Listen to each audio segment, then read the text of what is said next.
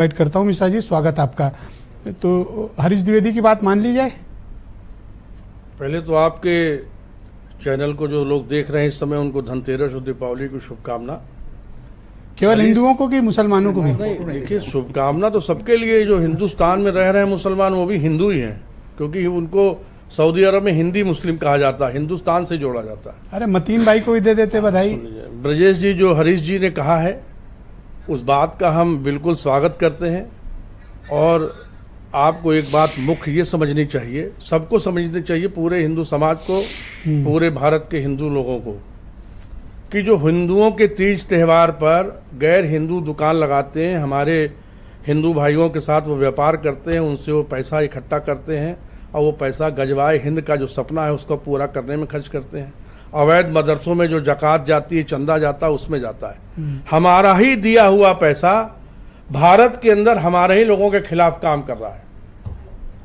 एक जगह नहीं, अनेक जगह। बहुत से हिंदू स्थान ऐसे हैं जहां पे मुसलमानों की दुकान बहुत दिनों से चली आ रही है हर जगह, मगर किसी मस्जिद, किसी दरगाह, किसी मजार पे आप किसी हिंदू की दुकान अगर हो तो आप नॉवेल्टी में है मस्जिद के नीचे। सर एक सेकंड, आप पहले वेट अपनी बारी का वेट। नॉवेल्टी सिनेमा भार्गव का है, आप मेरे से बात करें। सिनेमा नहीं, मस्जिद सर पहला राउंड है, आपको डिसिप्लिन मेंटेन करना है।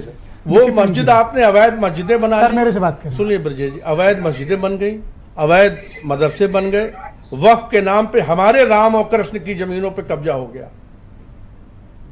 और सबसे बड़ा जो नारा है गजवाए हिंद, गजवाए हिंद का जो नारा है, उसका सपना पूरा करने के लिए हिंदुओं के बीच में जा करके, अभी आपने खुद कहा वो रीना सफीना निकली।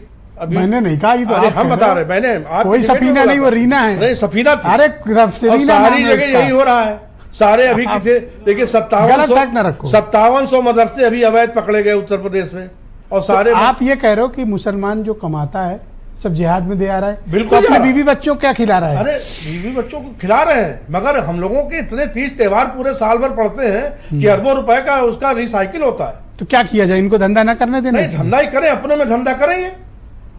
तो क्या बने, मुसलमानों में धंधा करें, जीएसटी वाले आए इनको पकड़ लें? नहीं, फिर वही बात। अगर देखिए, बहुत से हिंदुस्तान में मुसलमान ऐसे भी हैं जो भारतीयता को अपना करके भारतीयता के साथ चल रहे हैं।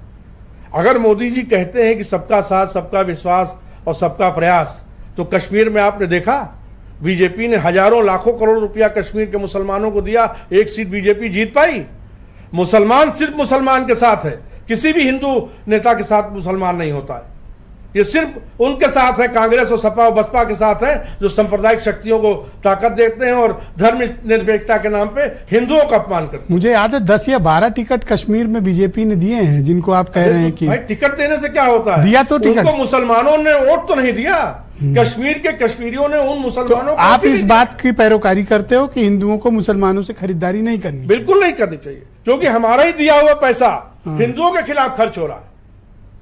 गजवाए हिंद के लिए पैसा खर्च हो रहा है, ये तेल गैस का क्या करें फिर? तालिबान के लिए पैसा खर्च हो रहा है, तेल गैस मंगाना है, मदरसों में जो पढ़ाई जा रही है, शिक्षा तेल गैस मंगाना है। नहीं, सुन लीजिए, तेल गैस इस समय जो आ रहा है वो रशिया से आ रहा है। पूरा आपकी जरूरत का आ रहा है? पूरा जरूरत का आ रहा है, यूक्रेन से आ रहा है।